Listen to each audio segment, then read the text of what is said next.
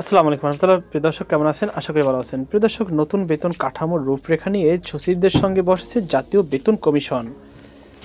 প্রিয় দর্শক, সরকারি, আধা সরকারি, স্বায়ত্তশাসিত প্রতিষ্ঠান, রাষ্ট্রায়ত্ত ব্যাংক, সরকারি মঞ্জুরিপ্রাপ্ত বিশ্ববিদ্যালয় এবং রাষ্ট্রায়ত্ত শিক্ষা প্রতিষ্ঠানের কর্মকর্তা কর্মচারীদের বেতন ভাতা নিয়ে বিভিন্ন মন্ত্রণালয় সচিবদের সঙ্গে বৈঠকে বসেছে জাতীয় বেতন কমিশন।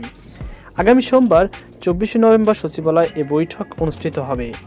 এতে সভাপতিত্ব করবেন জাতীয় বেতন কমিশনের সভাপতি জাকের আহমেদ খান। এ বিষয়ে পাঠানো এক বার্তায় বলা হয়, সরকারি, আধা সরকারি, স্বায়ত্তশাসিত প্রতিষ্ঠানের, রাষ্ট্রায়ত্ত ব্যাংক, সরকারি মঞ্জুরিপ্রাপ্ত বিশ্ববিদ্যালয় এবং রাষ্ট্রায়ত্ত শিক্ষা প্রতিষ্ঠান কর্মকর্তা কর্মচারীদের জন্য বিদ্যমান বেতন ভাতা ও অন্যান্য সুবিধা পর্যালোচনাপূর্বক সুপারিশ প্রণয়নের লক্ষ্য জাতীয় বেতন কমিশনের সঙ্গে বিভিন্ন মন্ত্রণালয় বিভাগে সচিবদের সভা অনুষ্ঠিত হবে।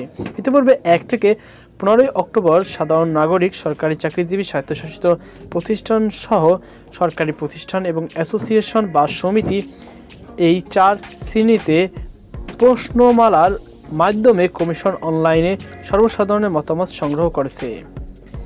এর আগে গত জুলাইয়ের শেষ দিকে সাবেক অর্থসচিব জাকের আহমেদ খানকে সভাপতিত্ব করে 23 সদস্য বিশিষ্ট জাতীয় বেতন কমিশন 2025 গঠন করে প্রজ্ঞাপন জারি করে সরকার। এতে বলা হয়, কমিশনের প্রথম সভা অনুষ্ঠিত হওয়ার তারিখ থেকে 6 মাসের মধ্যে সরকারের কাছে প্রতিবেদন উপস্থাপনা করবেন।